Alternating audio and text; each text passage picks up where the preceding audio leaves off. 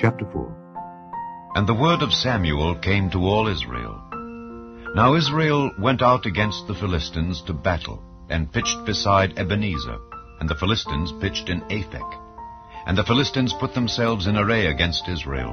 And when they joined battle, Israel was smitten before the Philistines.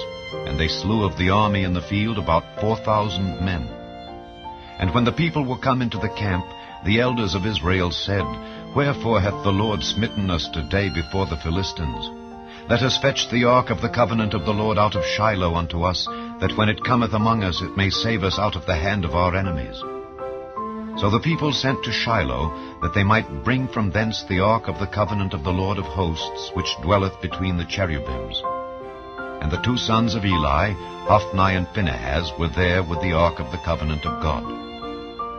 And when the ark of the covenant of the Lord came into the camp, all Israel shouted with a great shout, so that the earth rang again. And when the Philistines heard the noise of the shout, they said, What meaneth the noise of this great shout in the camp of the Hebrews? And they understood that the ark of the Lord was come into the camp. And the Philistines were afraid, for they said, God is come into the camp. And they said, Woe unto us, for there hath not been such a thing heretofore. Woe unto us, who shall deliver us out of the hand of these mighty gods? These are the gods that smote the Egyptians with all the plagues in the wilderness. Be strong and quit yourselves like men, O ye Philistines, that ye be not servants unto the Hebrews, as they have been to you. Quit yourselves like men, and fight. And the Philistines fought, and Israel was smitten. And they fled every man into his tent. And there was a very great slaughter, for there fell of Israel 30,000 footmen. And the ark of God was taken, and the two sons of Eli, Hophni and Phinehas, were slain. And there ran a man of Benjamin out of the army, and came to Shiloh the same day with his clothes rent and with earth upon his head. And when he came, lo, Eli sat upon a seat by the wayside, watching, for his heart trembled for the ark of God. And when the man came into the city and told it, all the city cried out. And when Eli heard the noise of the crying, he said, What meaneth the noise of this tumult? And the man came in hastily, and told Eli. Now Eli was 98 years old, and his eyes were dim that he could not see. And the man said unto Eli, I am he that came out of the army, and I fled today out of the army. And he said, What is there done, my son?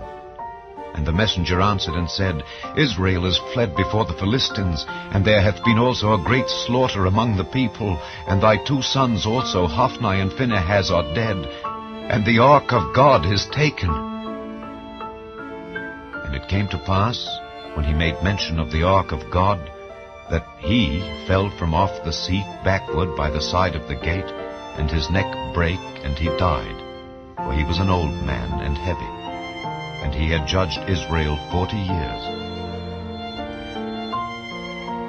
And his daughter-in-law, Phinehas's wife, was with child near to be delivered.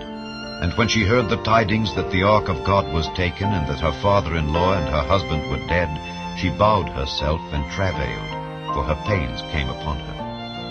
And about the time of her death, the women that stood by her said unto her, Fear not, for thou hast borne a son. But she answered not, neither did she regard it. And she named the child Ichabod, saying, The glory is departed from Israel. Because the ark of God was taken, and because of her father-in-law and her husband. And she said, The glory is departed from Israel, for the ark of God is taken.